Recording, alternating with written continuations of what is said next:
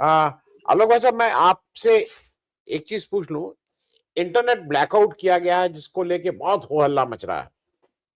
तो internet blackout तो बहुत सी जगहों पे होता है, हमारे यहाँ भी होता है और लंबे लंबे समय तक होता है। तो ये क्या इतना बड़ा एक इशू है?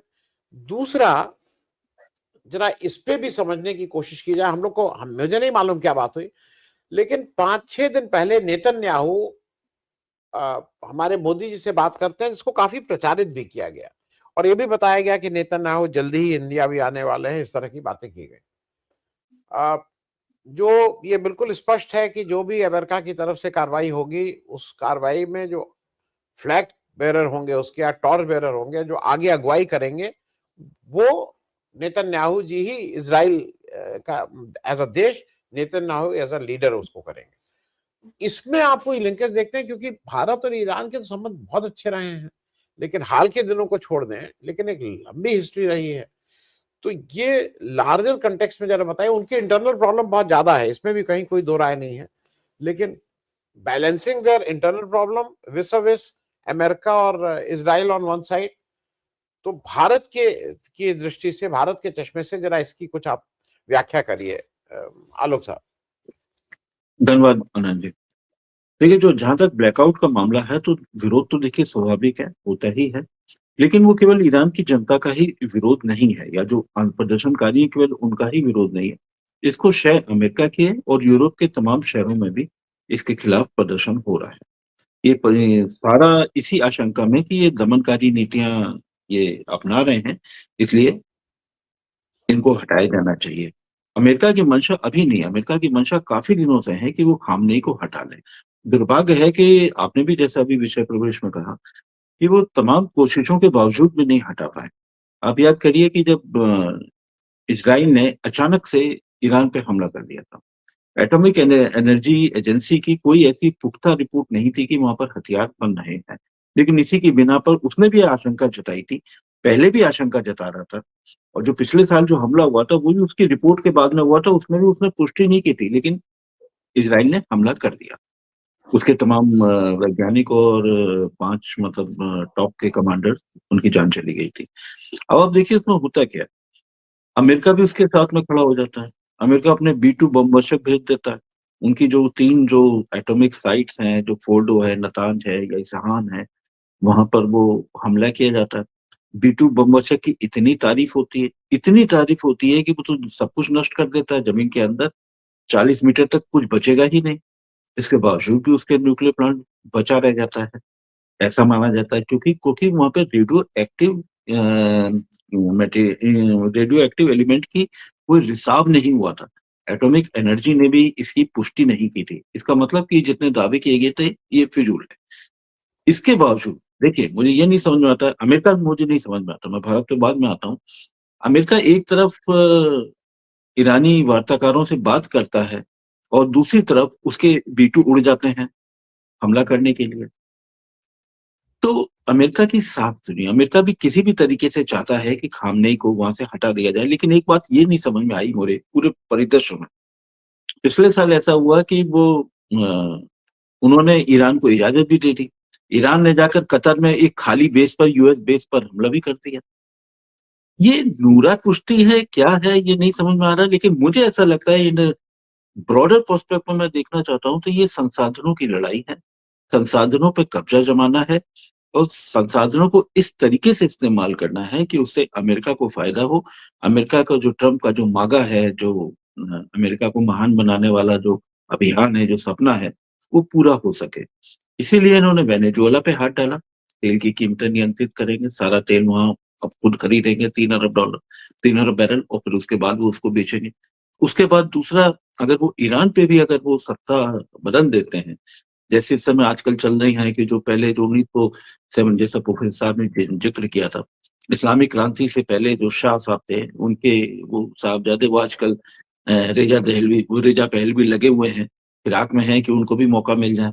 अमेरिका शेयर भी दे भी रहा है। तो अमेरिका का पूरा मकसद है कि किसी भी तरीके से खामनेई को हटा दिया जाए और वहां पर एक कठपुतली सरकार बन जाए।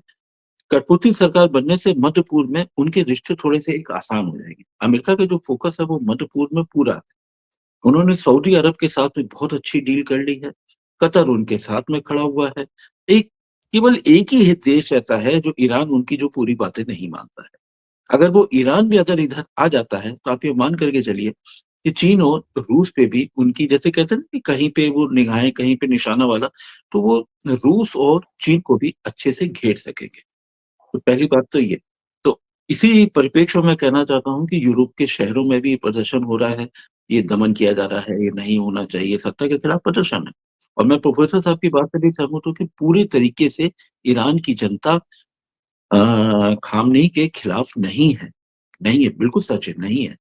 लेकिन मैं इसको दूसरे तरीके से भी देखना चाहता हूँ कि अगर आप महिलाओं को लेकर देखें, तो महिलाओं का ईरान में, समाज में बहुत गुस्सा रहा है, उन्होंने बहुत प्रदर्शन किए हैं और उसके चाहे हिजाब को लेके हो, चाहे किसी भी लेके हो, तो इनका असंतोष तो है और उसको मुखर अभिव्यक्ति पश्चिम देता आ रहा है और अभी और देगा। जब तक देगा, तब तक मुझे लगता है कि जब तक कि वो शासन का अंत ना कर ले।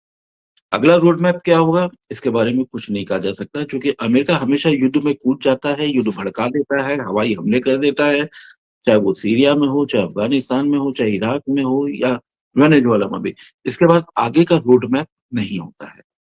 इसका पहला काम होता है सत्ता बदलना, सत्ता बदल देता है। और अब इसी परिप्रेक्ष्य में एक चीज़ ये भी कहना चाहूँगा कि जैसे हम लोग ट्रम्प साहब को कहते हैं कि बहुत ही ज़्यादा गड़बड़ करते हैं, ये सब करते हैं। मुझे लगता है ये अमेरिकन नीति है। अमेरिकन का जो इस समय जो नेशनल जो स्ट्रेटेजिक जो उन्होंने मिशन अपना जारी किया था स्ट्रेटजी वाला, तो उसमें भी तो यही सब है। अमेरिका कब अपना बातों पे इन सब चीज़ों पे अपने नैतिकता इन सब चीज़ों पे कायम रहता है। अब आप देखिए जॉर्ज बुश साहब का भी यही कहना था या तो आप हमारे साथ हो या हमारे खिलाफ हो। हमारे ट्रम्प साहब भी तो यही कर रहे हैं, आप टैरिफ में उनकी बात मान लीजिए, नहीं मान रहे तो हम आपके कुछ भी करेंगे। ये तो एक पहलू हो गया।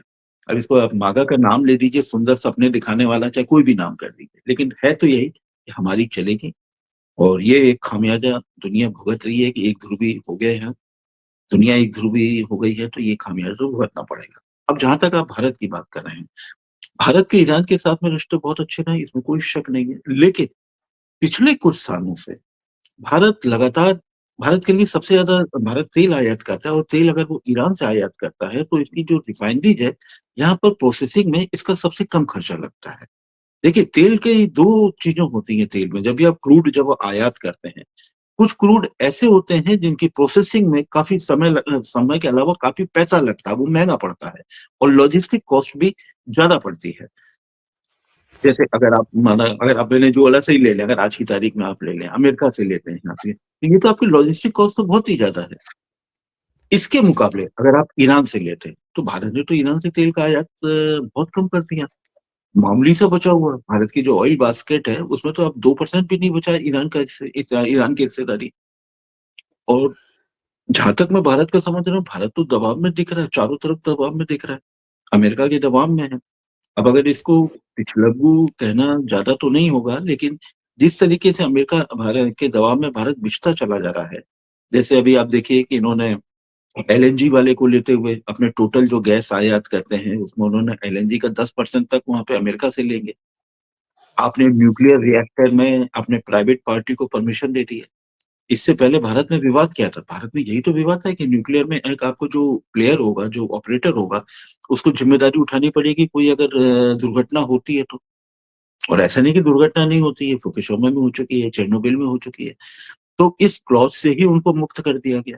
तो ये ज़ाहिर-सी बात है कि प्राइवेट प्लेयर में ने ने उनको तो आना ही, अमेरिका को तो आना ही बड़े पैमाने पर। 2 ही 3 देश हैं, अमेरिका है, कनाडा है, जो न्यूक्लियर वाले में बड़े पैमाने पे काम करते हैं। भारत दबाव में है। अब ईरान के साथ में संबंध बहुत अच्छे हैं, बात कहने में बहुत अच्छी लगती है, लेकिन अगर हम व्यापार की आज की कारोबारी दुनिया में हमको हमेशा व्यापार के अर्थों में सब चीज़ों को समझनी पड़ेगी। तब व्यापार के अर्थों में तो आप ईरान में देखिए क्या है, हमारा व्यापार कितना है, कारोबार कहाँ पहुँच गया है, लगभग नगण्य सा होता चला जा रहा है। तो ऐसी स्थिति में अब जहाँ तक इसमें अगर ईरान पे हमला होता है या अमेरिका कुछ और करता है, तो भारत के ऊपर मुझे नहीं लगता है कि बहुत ज़्यादा असर पड़ेगा। कि भारत ने तो वैसे ही ईरान से तेल मंगाना कम कर दिया था। अब एक थोड़ा बहुत चलिए एक रेमिटेंस का फ़र्क पड़ेगा जो वहाँ पर काम भारतीय जो कामगार हैं, जो पैसे भेजते हैं, सिर्फ़ उन पे फ़र्क पड़ेगा। लेकिन बाकी दिक्कतें तो बरकरार हैं। इसमें कहाँ हमको छूट मिलने वाली है? कुछ नहीं होने वाला। तो भारत की स्थिति में बहुत ज़्यादा परिवर्तन नहीं आने वाला है। जितना आ चुका है, भारत पहले ही दबाव में झुक चुका है, इसलिए मुझे अब कोई बहुत ज्यादा परिवर्तन नहीं दिखाई देता। और दूसरी बात है, भारत अभी कोई स्टैंड लेने से बच रहा है, चाहे कोई भी मुद्दा हो। भारत स्टैंड नहीं लेता, और इस बार भी मुझे नहीं लगता कि कोई स्टैंड लेगा। बाकी केवल सुनते रहते हैं। अब ये रणनीतिक चुप्पी है या कैसी है, ये तो अभी भविष्य में पता चलेगा। आनंद जी।